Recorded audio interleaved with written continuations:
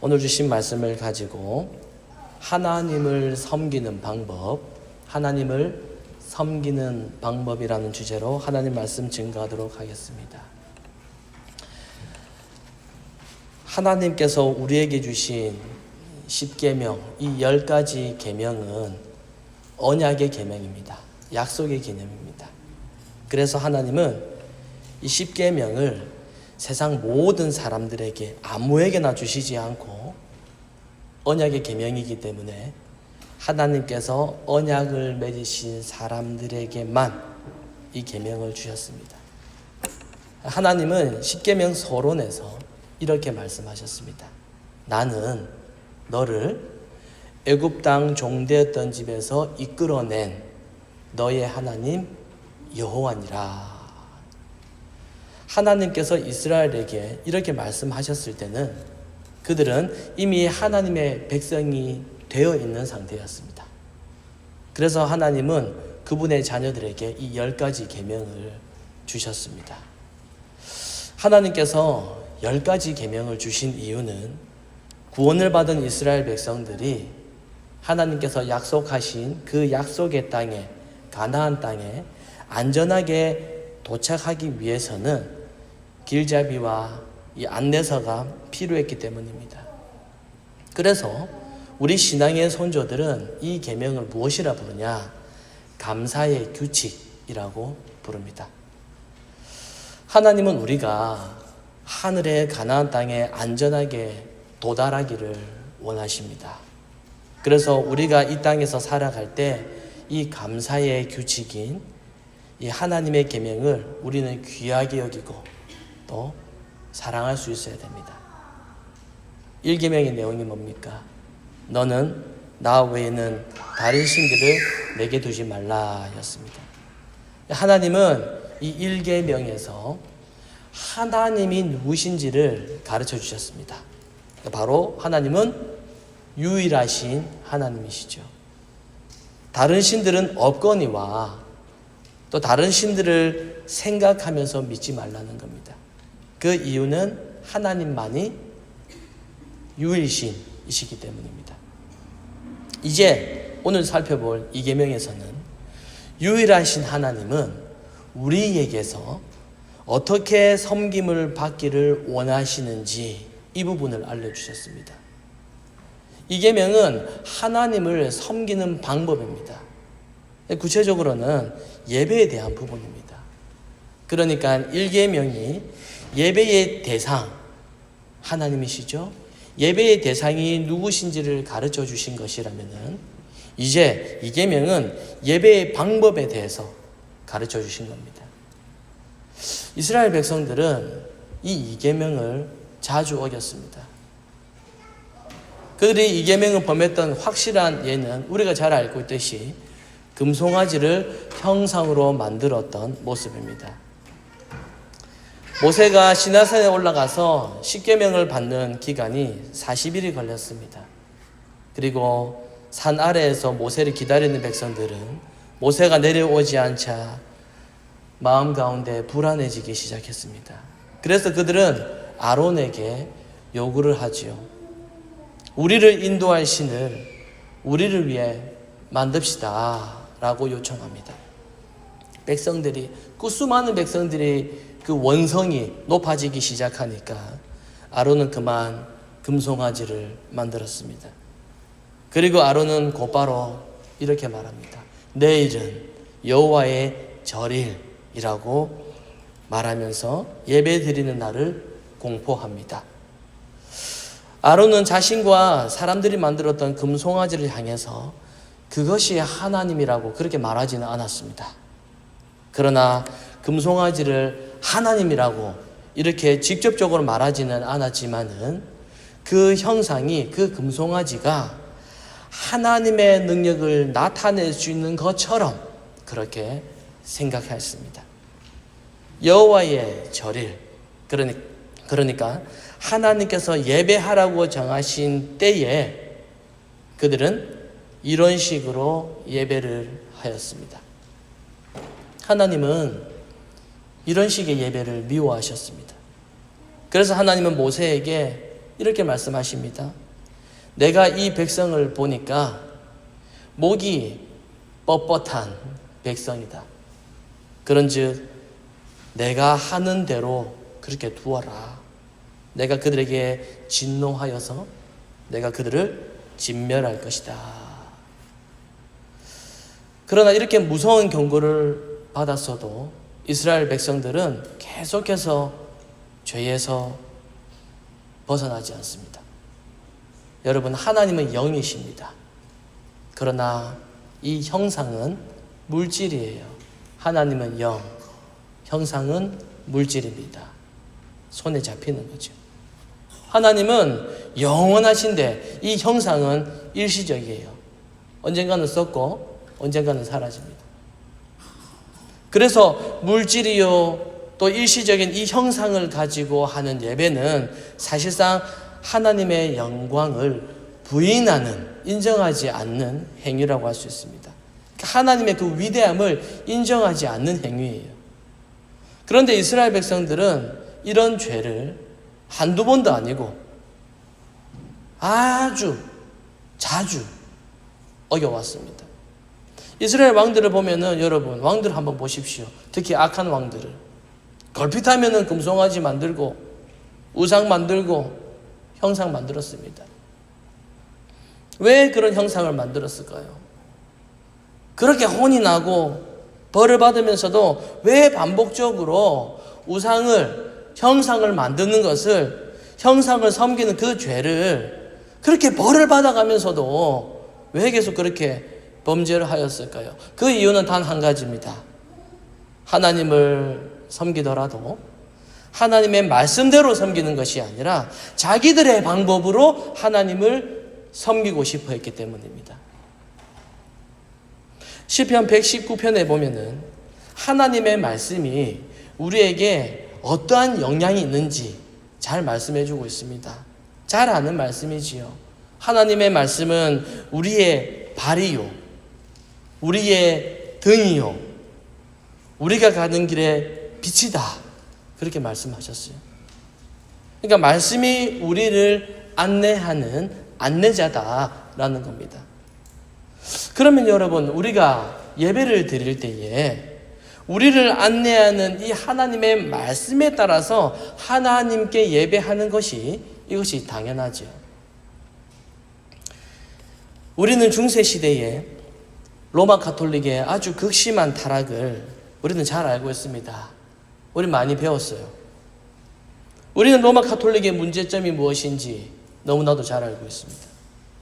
그러나 우리가 생각을 해봐야 될 부분이 있는데 그것은 바로 그들의 열정과 그들의 열심이었습니다. 그때는 이 가톨릭이 아주 극심한 그 타락을 보였지만은 그와 동시에 예배에 대한 열심, 이 종교적인 열심은요, 그 어느 시대보다 열정적이었고 아주 적극적인 시기였습니다. 베드로 성당을 짓기 위해서 팔았던 면죄부 판매, 그리고 성상과 성물 숭배, 각종 힘든 고행과 또 성지순례 등을 보면은 그 당시 사람들은 얼마나 이 종교 생활을 열심히 했는지, 최선을 다했는지 우리는 짐작할 수 있습니다. 이스라엘 역사도 다르지 않습니다. 바알신 섬기지요. 아스다라도 섬기고, 아세라, 물록, 그모스, 밀곰. 이스라엘은요, 이 다양한 이방족 속에 다양한 신들을 섬겼습니다. 이것은 일계명을 어긴 행동들이었어요. 그리고 다른 하나는 중세 로마 가톨릭과 아주 비슷한 모습으로, 그 형태로 범죄를 하였습니다. 그들은 여호와 하나님께 제사를 드려도 그냥 드리지 않았어요. 아주 열심히 제사를 드렸습니다. 그러나 정작 그분의 말씀과는 상관없는 예배를 드렸습니다. 여러분, 오죽하면 하나님께서 이렇게 말씀하십니까? 나는 제사를 원하지 않는다. 나는 번제보다 하나님을 아는 것을 원한다. 오죽하면 하나님께서 이렇게 말씀하셨어요. 여러분, 하나님께서는요, 열심히 예배하는 것 이상으로 그분이 가르쳐 주신 대로 하는, 그렇게 예배하기를 원하십니다. 요즘에 보면은 한국이나 또 해외, 또 뭐 밴쿠버도 마찬가지인데, 교회 밖에서 각종 신앙 모임이 많이 생겨나고 있습니다. 캠퍼스에서도 그렇고, 또 특정한 나이와 또 장소에 따라서 다양한 모임이, 신앙 모임이 활발히 이루어지고 있습니다. 그들은 이렇게 말해요. 우리 모여가지고 함께 예배합시다. 예배라는 이름을 가지고 함께 예배하자고 합니다. 가보면은 얼마나 열심히 찬양하고 얼마나 열심히 기도하는지 모릅니다. 교회에서는 막 찬양 막 뜨겁게 하고 기도 그렇게 하지 않는데, 그곳에 같은 또래끼리 가서 만나고 이러면 찬양하고 손 들고 눈 감고 방방 뛰고 막 그렇게 해요. 땀 뻘뻘 흘려가면서 꽁충꽁충 뛰면서 조명도 막 색깔별도 바뀝니다. 카메라는요, 눈 감고 손 들고 있는 이런 사람 위주로 잘 비춰요. 비춰줍니다. 인스타로 홍보해서 초교파로 사람들을 다 모아가지고 우리 함께 교단 상관없이 다 모여가지고 함께 예배합시다. 캠페인을 벌려요. 여러분, 그 열정, 그 열심, 여러분, 그 뜨거움은요, 정말로 대단해요. 그러나 여러분, 중세 로마 가톨릭은 그것보다 적어도 몇십 배, 몇백 배 더 열정적이었습니다. 자기 집 다 팔아가지고 면죄부 샀어요. 그것도 줄 쫙 섰습니다. 여러분, 우리가 그렇게 할 수 있습니까? 땀 뻘뻘 흘리고 찬양하고 기도하는데, 주님을 위해서 목숨 바치겠다라고 그렇게 서원하는데, 하나님이 누구신지 물어보면은 대답을 못해요. 너가 꽁충꽁충 뛰면서 부르짖는 그 하나님이 누구시냐? 너가 믿는 것이 무엇이냐? 물어보면은 그냥 뭐 이렇게 얘기해요. 너 방금 뛰었잖아. 누굴 믿냐고. 그분이 누구시냐고. 대답 못합니다.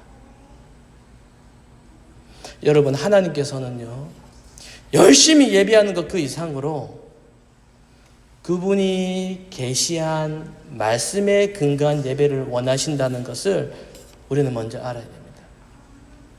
하나님은 그분의 뜻과 상관없이 그분께서 말씀하시지 않은 방법으로 그렇게 예배하는 것에 대해서 이렇게 하면은 A등급, 이 정도 하면은 B등급, C등급, 그렇게 점수를 매기는 것이 아니라 하나님은 그것을 우상숭배라고 그렇게 말씀하십니다. 그리고 그렇게 하는 사람을 심판하십니다.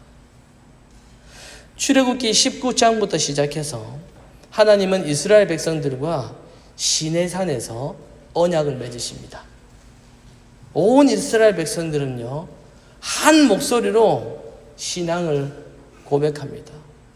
저 산 꼭대기에서는 이 십계명을 봉독하시는 여호와 하나님의 우렁찬 목소리가 들립니다. 그리고 산 아래에서는 백성들이 한 목소리로 아주 힘차게 그 계명에 대한 반응으로 신앙을 고백합니다. 여러분, 이 상황을 한번 상상해 보십시오. 이 얼마나 감격스러운 순간입니까? 아브라함과 이삭과 야곱을 비롯한 그 수많은 선조들이 그들이 그토록 바라고 기다렸던 바로 그 순간이에요. 이게 하늘의 별과 같이 바다의 모래같이 수많은 백성들이 다 한 목소리로 그렇게 소리쳤습니다. 뭐라고 소리쳤습니까?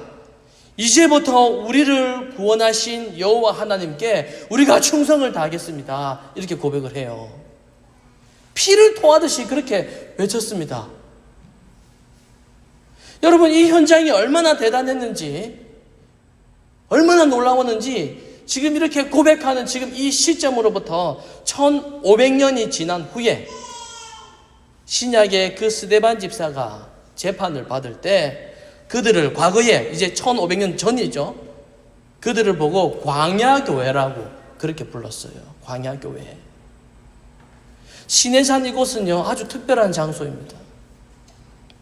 여호와께서 직접 강림하셔서 십계명을 선포하신 거룩한 산이고, 이곳에서 모세의 집례로 하나님과 이스라엘이 언약을 체결했던, 언약을 맺었던 바로 혼인 예식장이었습니다.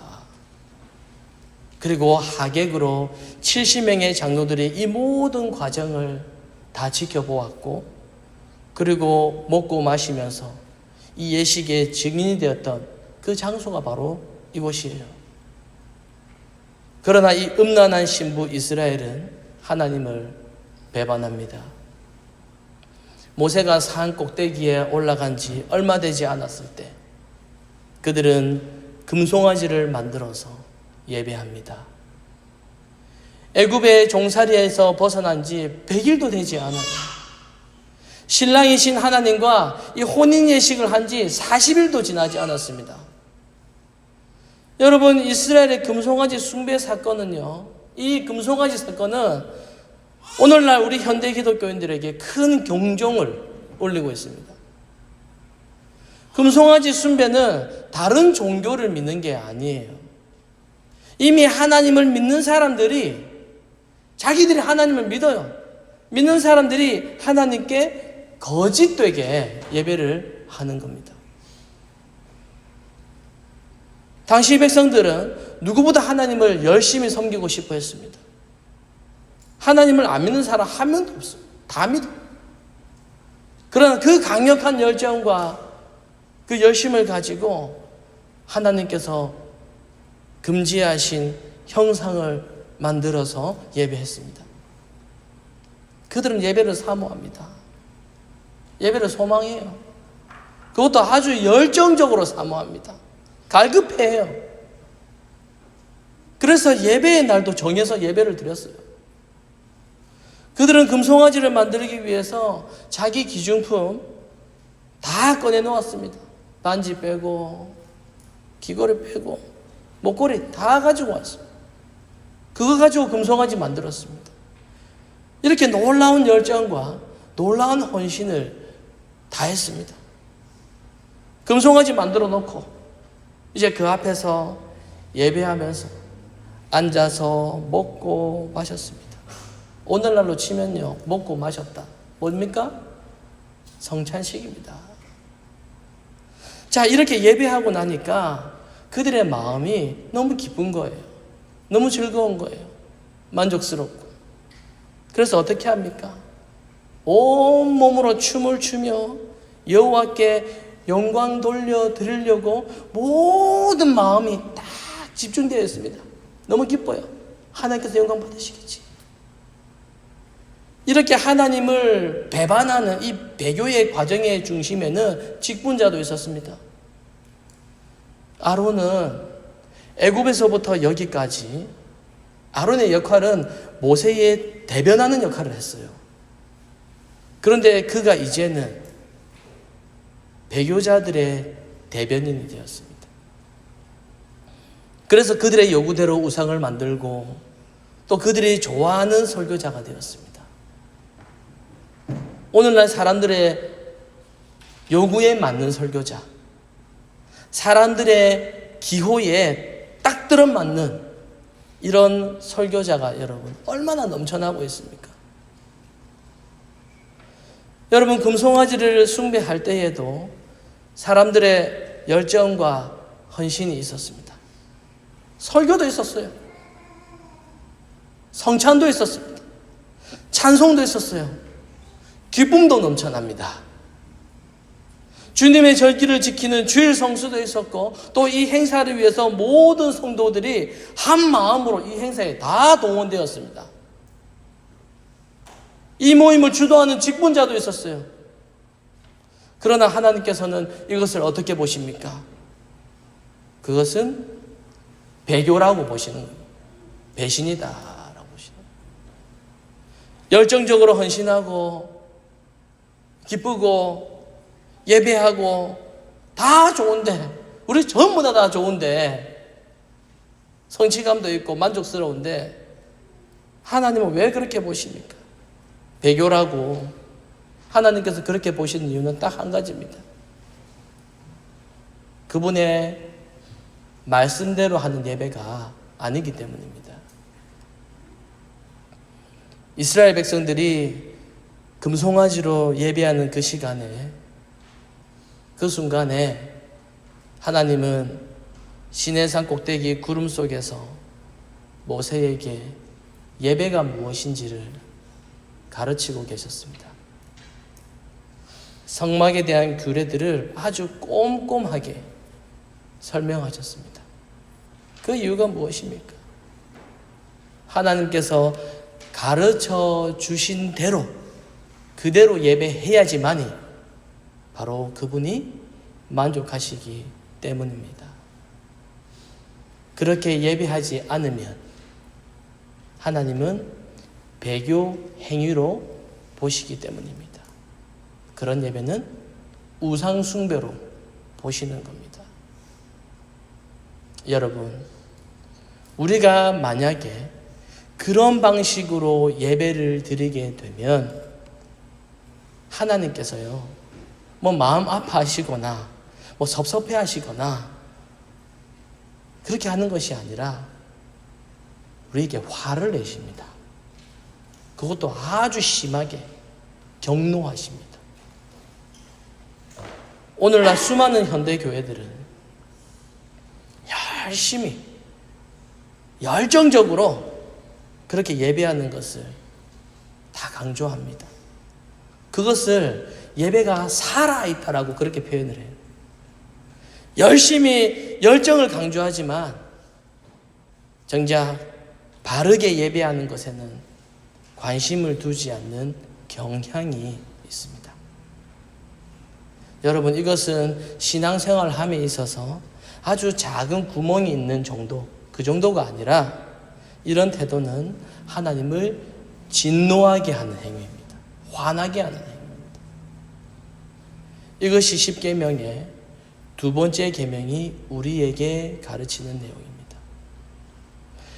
소위문답 50문과 그리고 51문에는 이 2계명에 대해서 하나님께서 우리에게 무엇을 요구하시는 것, 또 하나는 하나님께서 무엇을 금지하시는지 이것을 말씀해 주고 있습니다. 2계명에서 요구하는 것은 하나님께서 그분의 말씀에 정하신 대로 모든 종교적 경배와 규례를 받아서 준수하고 순전하고 흠없이 지키는 것, 이거 요구하시는 겁니다. 두 번째, 2계명에서 금지하는 것은 형상을 가지고 하나님을 경배하거나 그분의 말씀에 정하지 않은 다른 방법으로 경배하는 것입니다. 이걸 금지하는 거예요. 금송아지를 만들어 놓고 예배하는 자들, 이렇게 변명을 합니다. 우리는 하나님을 더 열심히 섬기려고 했습니다. 우리는 하나님을 잘 섬기려고 그렇게 했습니다.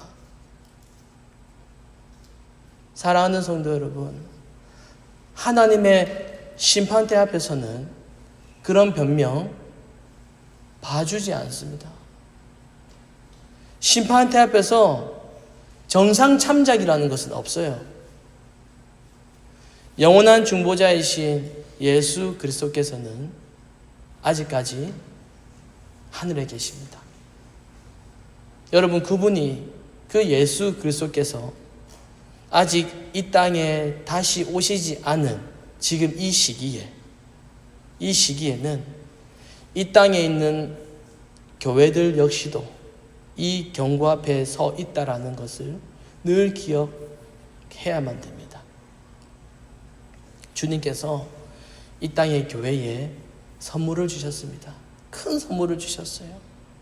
구약 시대보다 더 크고 더 놀라운 은혜와 그 선물을 교회에 주셨습니다. 교회 안에 직분자가 있고 설교가 있고 성례와 기도라고 하는 이 은혜의 수단들이 있습니다.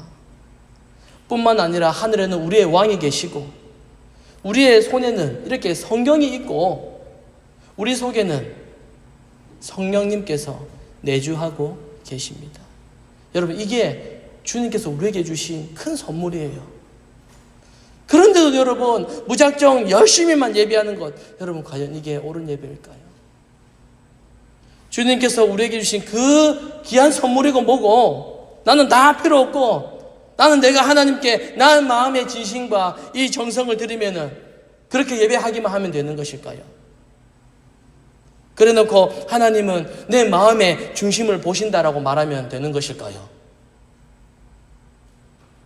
여러분, 그것은 착각입니다.